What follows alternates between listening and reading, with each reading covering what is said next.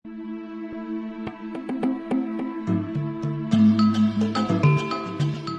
Kabupaten Tabanan akan kembali menggelar Festival Ogoh-Ogoh Singasana.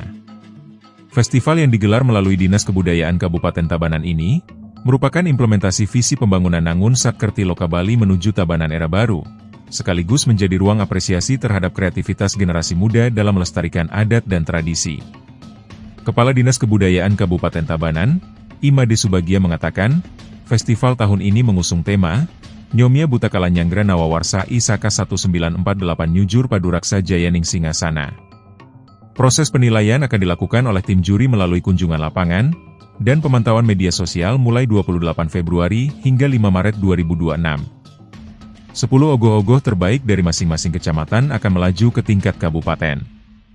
Juara satu dari tiap kecamatan diwajibkan mengikuti Festival Ogoh-Ogoh Singasana 3 tingkat kabupaten, dan berhak memperoleh biaya kepesertaan dari pemerintah daerah.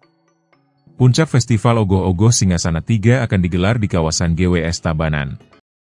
Ogoh-ogoh akan dipajang selama 3 hari, mulai 13 hingga 15 Maret 2026.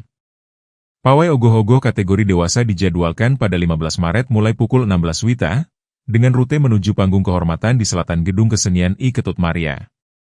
Pada hari yang sama, juga akan digelar pawai ogoh-ogoh mini tingkat taman kanak-kanak pukul 9 WITA. Sebagai bentuk apresiasi, Pemkab Tabanan menyiapkan hadiah dengan total puluhan juta rupiah.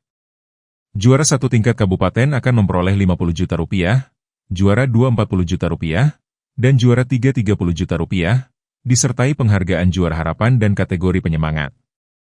Puspawati, Bali Post.